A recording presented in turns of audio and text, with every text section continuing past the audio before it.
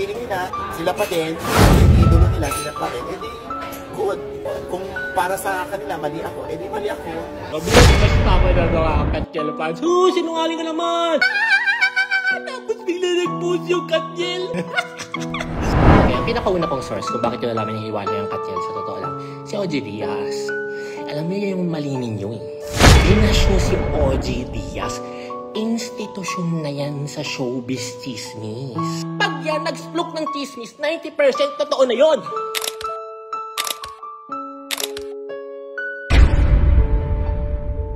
Tila nagluksa ang mundo ng social media kahapon, November 30, 2023, kung saan ay tinapos na ng tambalan at real-life couple na si Kathryn Bernardo at Daniel Padilla, ang matagal nang kumakalat na issue patungkol sa kanilang hiwalayan.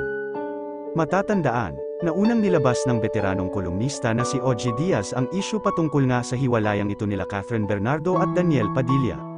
Kung saan ay hindi ito agad tinanggap ng mga netizens, dahilan kung kaya't nakatanggap ng samut-saring pambabatikos ang batikang kolumnista, kung saan ay may lumapit pa umano sa top management ng ABS-CBN patungkol nga sa nilabas ni OG Diaz tungkol sa hiwalayang Katniel, partikular na umano sa panig ni Daniel Padilla, na patigilin si OG Diaz sa paglalantad nito ng mga issue patungkol sa Katniel.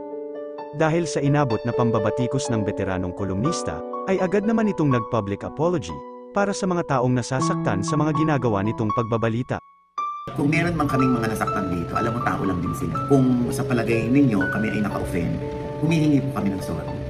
Yun lang yun. Sino naman tayo dito para magmalaki, para hindi pakinggan yung mga tao, yung kanilang mga hinaing against us. So kung na-offend man yung iba sa aming mga binabalita rito, in general, kami po yung humingi ng sorry. Sa mga artista po na feeling nila na-offend namin, sorry po.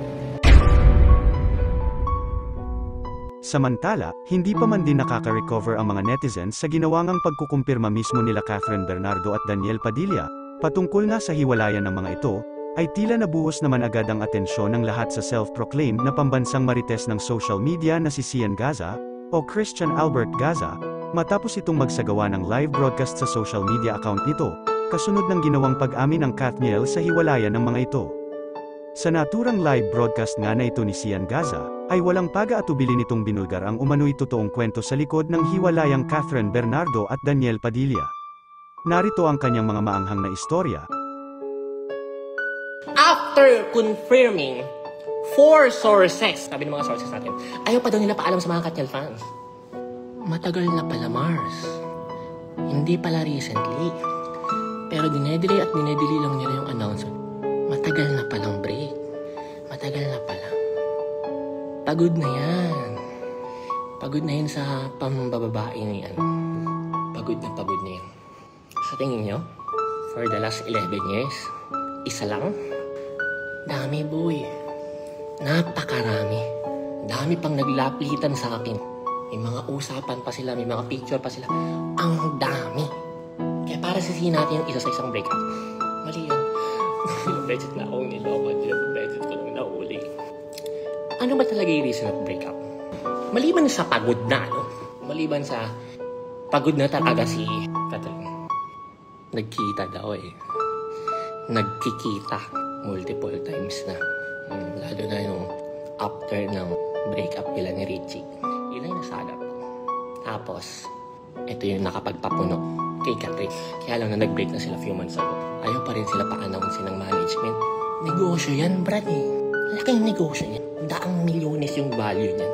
Tapos sa announce mo lang, na-break na kayo. Brad, branding yan, Katniel.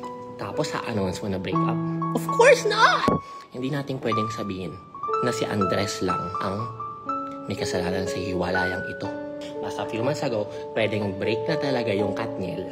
At dahil nalaman ni Andres Bonifacio na break na pala at single na si Kuya DJ, para bang nasa-challenge siya.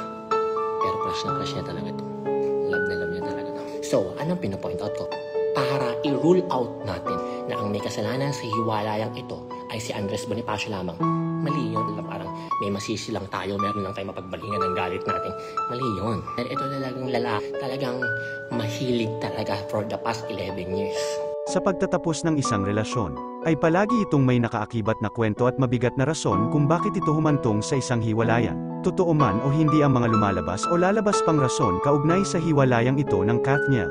na talaga namang tinangkilik at minahal ng mamamayang Pilipino, ay naway ibigay na natin ang respeto, kapayapaan at patuloy pa rin nating suportahan sa hiwalay na landas ang mga ito. Dahil naniniwala ako na ang isang relasyon na nagtapos mula sa isang mahabang taon ng pagsasama, ay babae pa rin ang mas naapektuhan, nagtiis, at mas nasasaktan, dahil bumibitaw lamang sa isang relasyon ng mga babae kung pati ang mga sarili nito ay hindi na nila kaya pang buuin. Ikaw na ang humusga. Alam na alam mo kung paano ako kunin. Isang ngiti, isang kanta, isang sorry. Wala. Umiikot na ulit ang mundo ko. Pagod na ako. Nasasaktan na ako. Nauubos na ako. I was so tired. Fighting alone.